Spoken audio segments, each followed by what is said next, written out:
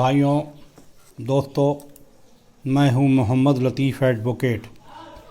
आज आपको धारा 107 आईपीसी के बारे में बताने जा रहे हैं। धारा 107 आईपीसी में क्या कवर होता है और ये किस तरह परिभाषित की गई है, इसकी जानकारी आसान भाषा में मैं आपको देने जा रहा हूँ। 107 के अनुसार क्या है, क्या कहती है ये? अबेटमेंट। 107 कहती है अबेटमेंट, यानी उकसाना, भड़काना किसी अपराध के लिए।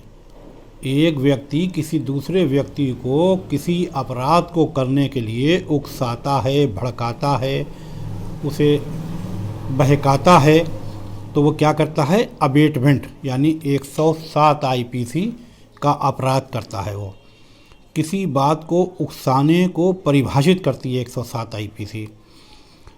और किस लिए करती है? क्या होता है इसमें? ये जानते हुए भी कि ये अपराध है, उसको उकसाता है, उसको भड़काता है कि ये अपराध कर दो।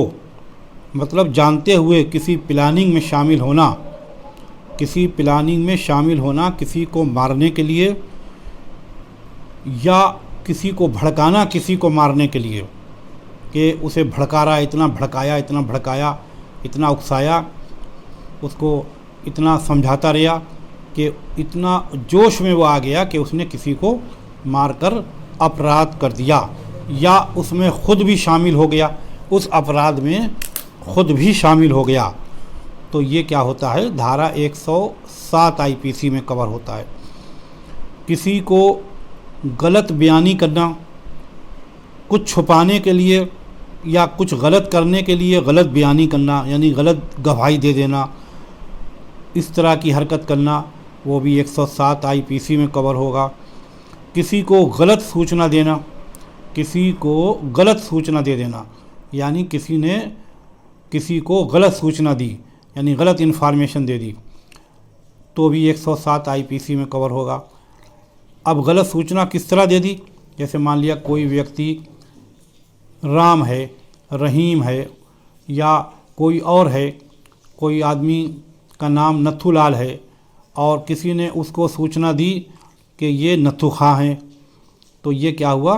गलत सूचना देना। उसने उसको गलत सूचना दी।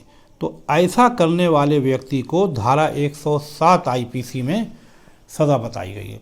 धारा 107 आईपीसी एक बहुत ही अहम धारा है इंडियन पैनल कोड में। इसमें बहुत बारीकी से ये देखा जाता है कि इसने किसको भड़का दिया और क्यों भड़काया, क्या अपराध करने के लिए भड़काया, कैसा अपराध करने के लिए भड़काया, और उसने अगर वो अपराध कर दिया तो 107 आईपीसी के तहत उस भड़काने वाले व्यक्ति को भी सज़ा दी जाएगी। यानी जो अपराध करेगा उसको तो सज़ा मिलना ही मिलना है। जिसने भड़काने में आकर अपराध कर दिया तो उसको सज़ा मिलना ही मिलना है। लेकिन जिसने इस अपराध में शामिल हुआ, जो व्यक्ति जिसने शामिल होने के लिए या शामिल हुआ, उसने उसे भड़काया, यानी षड्यंत्र में शामिल हुआ, कंस्पिरेसी में शामिल हुआ, तो उस कंस्पिरेसी में शामिल होने वाले व्यक्ति को भी उतनी ही सज़ा मिलेगी। तो धारा 107 आईपीसी यही बताती है, इसी तरह इसको परिभाषित किया गया है। उम्मीद है आपको समझ में आई होगी, और अगर समझ में आ गई हो तो लाइक करें, शेयर करें, और अगर इस चैनल को आपने अभी तक सब्सक्राइब नहीं किया है या आप चैनल पर नए हैं तो इसे सब्सक्राइब कर लें, ताकि और आने वाली अगली वीडियो जैसे ही अपलोड हो उसकी जानकारी सबसे पहले आप तक पहुँचे। और बेल आइकन के बटन को प्रेस कर दें ताकि नोटिफिकेशन आपके पास फ़ौरन पहुँच जाए। इस वीडियो को यहाँ तक देखने के लिए आपका बहुत बहुत धन्यवाद। अगर आपकी कोई समस्या है, कोई सवाल है, कोई मन में आपके शंका है, आप कुछ कानूनी बात पूछना चाहते हैं, तो हमारे कमेंट बॉक्स में जाकर आप अपने सवाल को लिख सकते हैं, और सवाल लिखकर आप हमसे पूछ सकते हैं। आप हमको टेलीफोन पर भी पूछ सकते हैं। आप हमारे फेसबुक अकाउंट पर भी जाकर देख सकते हैं। हमारे इंस्टाग्राम पर आप हमको फॉलो कर सकते हैं। आप हमको सीधे संपर्क भी कर सकते हैं। अगर आप शाहजहाँपुर ज़िले के रहने वाले हैं, किसी भी वक्त आप हमसे संपर्क कर सकते हैं। कानून की जानकारी होना हर ख़ास और आम व्यक्ति के लिए बहुत ज़रूरी है। अक्सर लोग अनजानते में, आपने देखा होगा कि लोग अनजानते में, बड़े बड़े शरीफ लोग कानून की जद में आ जाते हैं, फंस जाते हैं, उन पर मुकदमा लग जाता है। बहुत से लोग नहीं जानते हैं कि किसी को भड़काना अपराध हो सकता है, किसी को अपने घर बैठाल के या उसके घर बैठ के किसी बात के लिए उकसाना अपराध हो सकता है। बहुत से लोग नहीं जानते हैं। बहुत से लोग अनजानते में ऐसा अपराध कर बैठते हैं और बाद में जब वो फंस जाते हैं, कानूनी शिकंजे में आ जाते हैं, तो फिर वो बहुत पछताते हैं। इसलिए कानून की जानकारी हर ख़ास और आम आदमी को होना बहुत ज़रूरी है।